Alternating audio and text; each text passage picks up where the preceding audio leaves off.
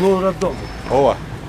Экинчи кабаты полный ремонт болгон. Чаткалдагы райондук төрөт үйү оңдоп түзөөдөн өткөрүлөт. Министрлер кабинетинин төрагасынын орун басары УКМК төрагасы Камчыбек Ташиев жеринен кабар алып тиешелүү тараптарга тапшырма берди. Канча жата турган бөлмөлөр бар? Канчадан кабыл аласыздар атады? 10 койка төрөттөргө. 5 койка гинекология. Общий 15. Сен бул киши эмес. Так. Канча 15 койка бар. Одновременно бир кабыл алганда канчадан кабыл төрөтөсүз? Так, население аз болгондуктан одновременно рота редко болот, 2 рот болуп калышы мүмкүн. Жылына канчадан болуп атат? 200.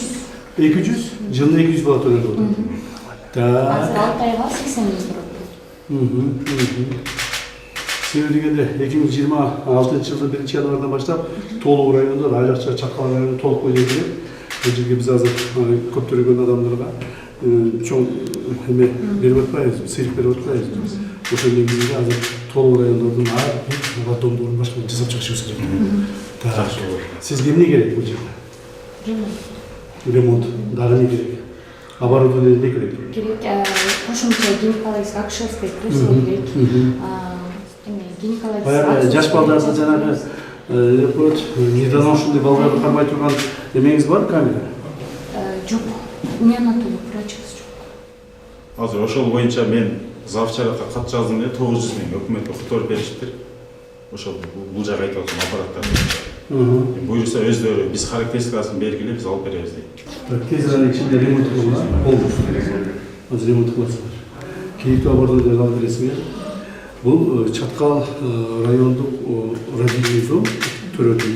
Эң алдыңкы төрөт үйлөрдөн болушу керек. Бардык оборудование болушу керек. Так, Халил Жолдорович, мына Чаткал райондук төрөт үйүнүн толук бойдон өзүңүз көзөмөл алыңыз. Ремонтун, керектүү оборудованияларын, так, дополнительный кошулган штаттарды керек болсо, так. Бардыгы эски оборудование барын алып салып туруп, барын жаңалап сону кылып туруп, бул жер үлгүлүү төрөт үй болуш керек. Төрөт үй болуш керек. Себеби дегенде азыр биз айтып атпайм, толук райондорго шарттар түзө баштадык. Толук райондордо биздин балдарыбыз көбүрөөк төрөш керек да. Ошо шарттар түзөбүз азырчы. Молоду бар, Молоду анда мына караңыз, мына крышаны мына крышаны алган, крышаны бүтүп алган. Сыртынан бери сону жасап, макулбу? Мисалы керектүү акчаны бул жерде мына булар айтып чагат алып берем деп атат, башка алып берем деп атат. Ошол менен сүйлөшүп, калганын биз кошуп берейин. Макулбу? Бактарактардан бери бүт ушул бул төрөт үйү эң үлгүлүү төрөт үй болуш керек. Атайын кызматтын төрагасы район эли менен жолугуп, кубанычтуу кабар менен бөлүштү. Мындагы көп балалуу энелер 2 миллионго чейин сүйүнчү пул ала алышат. Анткени Чаткал 1800 метрден бийик тоолуу район болгондуктан ар бир үй бүлөгө атайын программага катышуу мүмкүнчүлүгүн ачат. 2026 жылдын 1-январдан баштап төрөлгөн ымыркайлардын жакшы мамлекет тарабынан акча бөлүнүп бере турган болду. Президент указы чыкты бул боюнча. 2026 жылдын 1-январдан баштап төрөлгөн 4-чү баладан башталат. 4-чү баладан баштап 10-чу балага чейин акча төлөнөт. Бул деген ошо 4-чү балага 400 миң төлөнөт. 7-чи балага миллион төлөнөт. 4-чүгө, 5-чиге, 6-чыга да төлөнөт. 7-чиге миллион төлөнөт. 7-чи балалуу болгондорго. 10-чу балалуу болгондорго 2 миллион төлөнөт. Бул кайсы үй бүлөлөргө төлөнөт? Бул тоолуу шартта жашаган, 1800дөн бийик жашаган айылык штаттардагы төлөнгөн ымыркайларга төлөнөт. То есть Чаткал району 100% буга кирет. Мен азыр тапшырма берип келдим. Кудай буйрса быйыл күзгө чейин, ошо январга чейин, январда башталат эми. Январга чейин Кудай буйрса роддомду толук бойдон ремонтун өткүзөбүз. Ремонтун өткүзүп, жаңы керектүү жабдыктарды алып келип, шарттарын түзүп, ушу толук биздин кыздарыбызга, толук келиндерибизге, ушуларга баардыгына шарттар түзүп беришибиз керек. Биз ушуну түзөбүз. Түшүнөм, азыр маселе башталат. Чаткал районуна барып төлөшүбүз керек. Туура. Ал үчүн айыл өкмөттөр кана барбы бу жерде айыл өкмөттөр? Өкмөттөр ар ушул төрөлгөн балдардын учетуна алгыла. Уктуңарбы? Это серьезно айтам.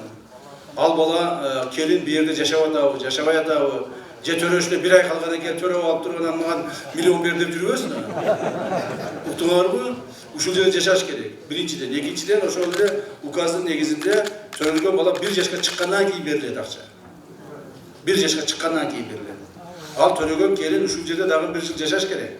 Чаткал районундагы кен казган компаниялардын белгилүү бир өлчөмдөгү үлүштөрү мамлекетке өтөт. Атайын кызматтын төрагасы компаниялардын ишмердүүлүгү УКМКнын көзөмөлүнө алынарын баса белгиледи. Чаткал районундагы ар бир кен иштеткен компания биздин учетто болот. Ар бир. Досмамет түшүндүңбү? Так, ар бир компания чоң болобу, кичинеси болобу, ошолорду карап чыгыш керек иштерин.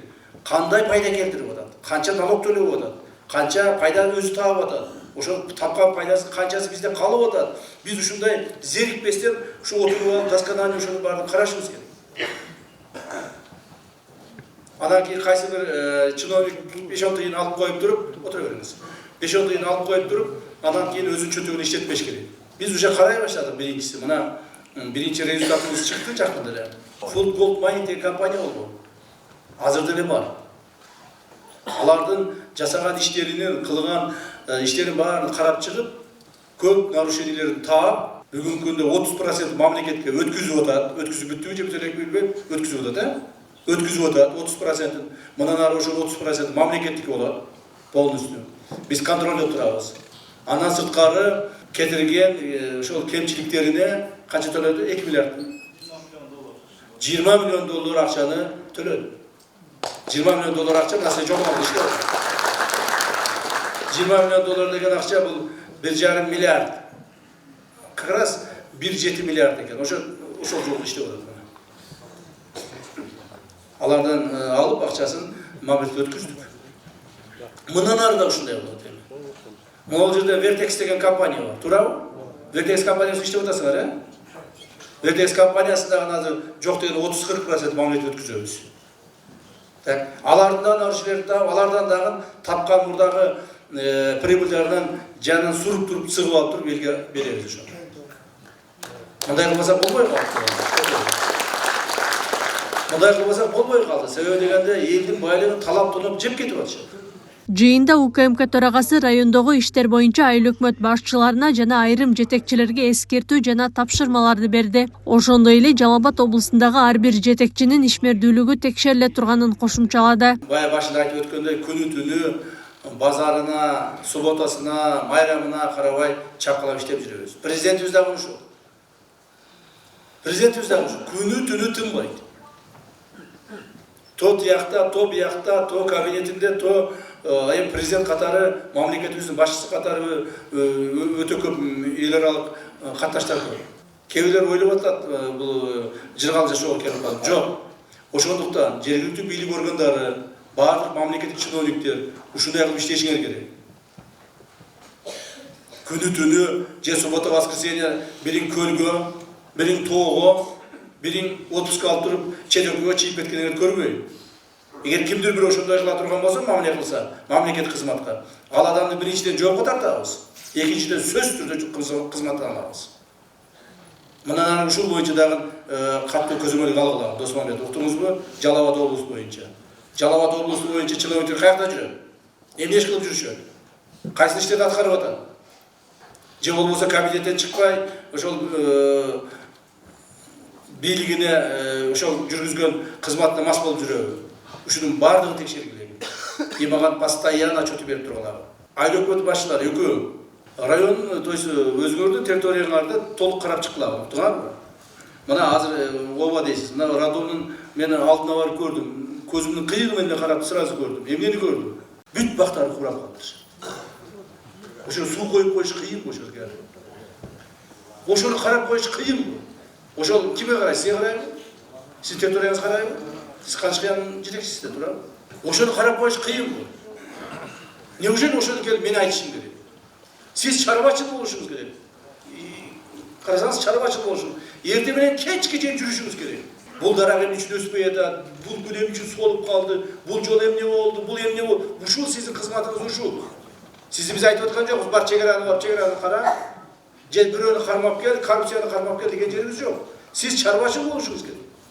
Ошондо өнүгө. Мен азыр келдим мына, сиз урушуп кетип калдым. Сиз чарбачыл болбосоңуз дагы эле бардак боло берет. Уктуңузбу? Күнү түнү тынбастан. Анан bir күн иштеп коюп, 2 күн дем алган токтотулат. Мындан ары сезон бүткүчү, ноябрь айы бүткүчү. Костюмчу кийбейсиң. Уктуңбу? Моундай нерсе кийип жүргүлө, камуфляж. İşte keçe. Makulu kış ayında kostüm kiyesine.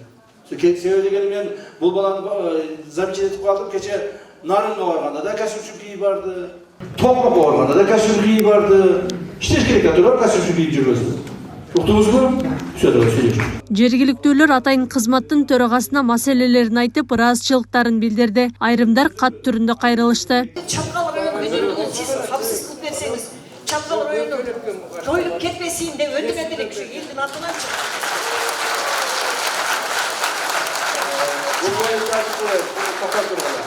Çatkal rayonu birinciden hiç kaçan joyulmaydı, men barım.